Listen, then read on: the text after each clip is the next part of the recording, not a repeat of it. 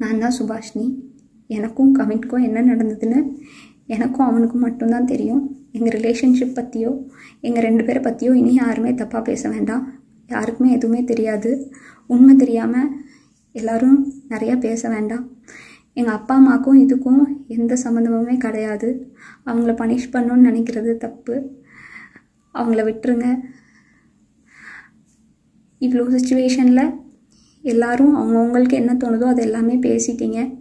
என்னோடய ஃபீலிங்ஸ் என்ன, நான் என்ன நினைக்கிறேன் அப்படிங்கிறத ரெஸ்பெக்ட் பண்ணி ஸ்ரீஸ் லவுட் ஸ்பீக்கருங்கிற பேஜில் ஒரே ஒரு பொண்ணு மட்டும் என்னை பற்றி பேசியிருக்காங்க. அவங்களுக்கு மட்டும் ரொம்ப தேங்க்ஸ். நானும் கவினும் ரொம்ப ட்ரூவாக லவ் பண்ணோம்.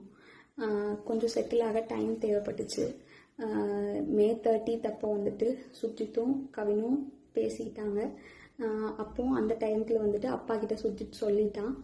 அப்பா வந்துட்டு இந்த மாதிரி லவ் பண்ணுறியான்னு என்கிட்ட கேட்டப்ப இல்லைப்பா நான் லவ் பண்ணல அப்படின்னு சொல்லிட்டேன். ஏன்னா கவின் என்கிட்ட டைம் கேட்டிருந்தான்.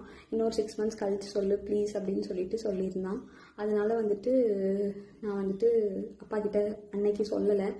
அதுக்குள்ளே நெக்ஸ்ட்டு அப்கமிங் மந்த்துக்குள்ளே இப்படி ஆயிடுச்சு. 2 பேருக்குள்ளே என்ன கான்வர்சேஷன் போச்சுங்கிறது தெளிவாக தெரியாது. ஆனால் கவினுக்கு ஃபோன் பண்ணி சுஜித் வந்துட்டு பொண்ணு கேட்க வாங்க, இவ மேரேஜ்க்கு மூவ் பண்ணாதான் அடுத்து என்னோட ப்ரொஃபஷனை பார்க்க முடியும் அப்படின்னு சொன்னான். அப்படிங்கிறது எனக்கு தெரியும் கண்டிப்பாக.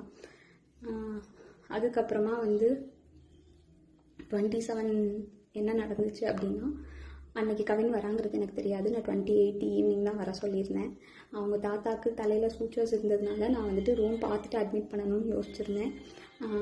அப்போ வந்துட்டு ஆஃப்டர்நூன் மங்கம்மாள் சாலைக்கிட்ட வந்து நின்றுட்டு தான் எனக்கு வந்துட்டு தெரியவே செய்யும் அவங்க வந்திருக்காங்கன்னு சொல்லிட்டு. ஸோ டேரெக்டாக நான் அங்கே ஐபிக்கு கூட்டிகிட்டு போயிட்டு கவின் உள்ளே வந்தான். பட் அவங்க அம்மாக்கிட்டையும் மாமாக்கிட்டையும் மட்டும்தான் நான் பேசிகிட்டு இருந்தேன். பேசிகிட்டே அப்படியே கவின் வெளியே போயிட்டான்.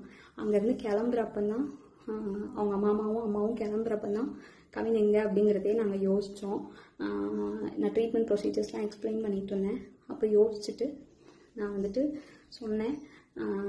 அவங்க அம்மா வந்துட்டு கால் பண்ணாங்க, அவனுக்கு எடுக்கல. நானும் கால் பண்ண எடுக்கல. நீங்கள் வேணால் பசிக்குதுன்னு சொன்னாங்க அவங்க அம்மா, சாப்பிட போங்க, நான் வேணால் வர சொல்கிறேன்னு சொல்லியிருந்தேன். அதுக்குள்ளே இப்படி ஆயிடுச்சு. ஸோ வந்துட்டு இது தேவையில்லாமல் நிறையா இஷ்டத்துக்கு யாரும் வதந்தியை கிளப்ப வேண்டாம். உங்களுக்கு தோணுது எல்லாத்தையும் பேசாதீங்க. எங்கள் அப்பா அம்மாவுக்கு இதில் எந்த சம்மந்தமுமே கிடையாது, அவங்களுக்கு தெரியாது. இதை இதோட விட்டுருங்க. அவ்வளோதான்.